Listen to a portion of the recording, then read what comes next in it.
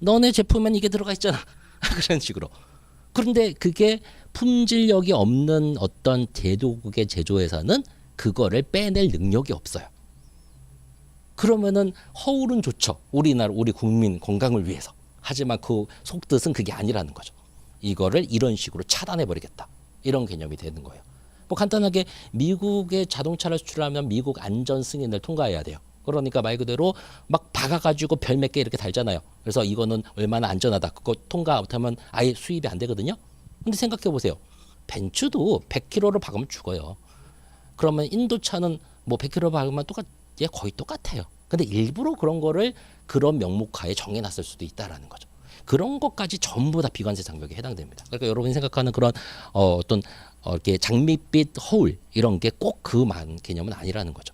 그다음에 불확실성. 그래서 이런 개념이기 때문에 뭐 불확실하고 또 효과 측정이 곤란하겠죠. 그리고 실제로 이런 거를 어떤 목적에 의해서 운영한다 하더라도 운영 주체의 개념에서도 적용과 운영이 복잡해요. 예, 그래서 이런 특징을 갖고 있다는 걸 생각하시면 되고, 그리고 그거에 관련된 유형이 쫙 이렇게 있는 겁니다. 그래서 좀 전에 예를 드린 걸 생각하시면서 한번 쭉 보시면 되겠고요. 다음 이제 제3절은 관세관계 법원인데요. 자, 이것도 그냥 가벼운 마음으로 보세요. 관세관계 법원이라는 게 뭐냐면 어떤 실체의 존재의 원천을 말해요. 예, 그래서 관세법에 대한 법의 존재의식 이런 거를 관세법의 법원, 뭐 민법의 법원 뭐 이런 식으로 있는데 말 그대로 그런 법원은 일반적으로 크게 두 줄기를 따라요. 성문법이 원칙이냐, 불문법이 원칙이냐. 성문법은 글자로 적혀 있는 거. 불문법은 뭐예요? 판례라든지 아니면은 뭐 그런 거, 뭐 일반적인 옛날부터 관습 뭐 이런 걸 말하죠. 근데 관세법은 그런 개념에서 성문법을 기본으로 해요. 글자로부터 출발을 했다라는 거죠. 근데 그런 개념이 말 그대로 고지 따진다면은 이런 것들로 구성되어 있다라는 거죠. 그래서 관세 관련 법규, 그래서 여기 있는 법규들은 다 관세법에 영향을 미치는 법규들이에요. 예, 그래서 이런 법들이 이제 관세법을 쭉 공부하시다 보면 언급이 많이 되죠. 예, 그러면 1번 관세법 자체도 관세법의 법원이 되는 거고요. 그다음에 이제 새끼 과목인 자유무역 협정을 이행을 위한 관세 특례 가단 법률, 이게 바로 FTA 특례법이에요. 예, 그래서 요것도 당연히 서로 유기적 관계를 갖고 있고, 다음 관세환급 특례법, 이건 2차 새끼 과목이죠. 예, 그래서 그거. 다음 관세사법. 예, 그래서 말 그대로 모든 국가가 공인한 자격사항은 개별 법이 있는데, 예, 관세도 관세법이 있고 이것도 관세법하고 연관이 되죠.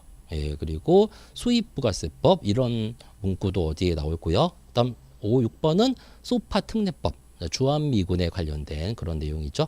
그리고 타법규상으로는 이런 법들도 다 연관성이 있습니다. 그래서 관세법을 공부하시면서 한 번씩은 다 접하게 되실 거예요. 근데 이런 것도 가끔 시험 문제로 나오는데 무슨 규정을 준용하느냐 이런 식으로 시험 문제가 나와요. 예, 그런 거에서 자주 나오는 것은 타법규상에서는 우선 민법이 그런 식으로 자주 나와요.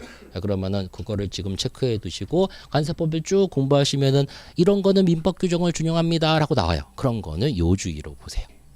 예, 그래서 그게 시험 문제 자체가 된다라는 거죠. 그다음에 두 번째로 그런 식으로 시험 문제 잘 나오는 것은 형법입니다. 예, 형법은 나중에 벌칙 조사 파트에서 그런 개념이 조금 적용이 되고요. 뭐 나머지는 뭐 그런 준용 규정상으로 나오는 거 그 두 가지가 거의 다예요. 그래서 그거만 보시면 되고요.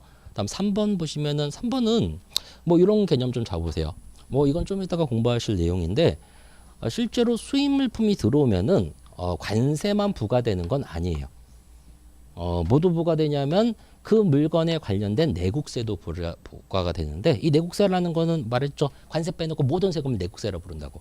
예, 근데 수입 물품에 부과되는 내국세는 3번에 있는 세법들입니다. 세들입니다. 그러니까 이런 거죠. 술이 들어오면은 관세만 부과되는 게 아니고 부가세도 부과되지만 주세도 부과가 돼요. 뭐 이런 식의 개념인 거예요. 근데 그런 거하고 관련된 법들이 3번에 있는 법들이라는 거죠.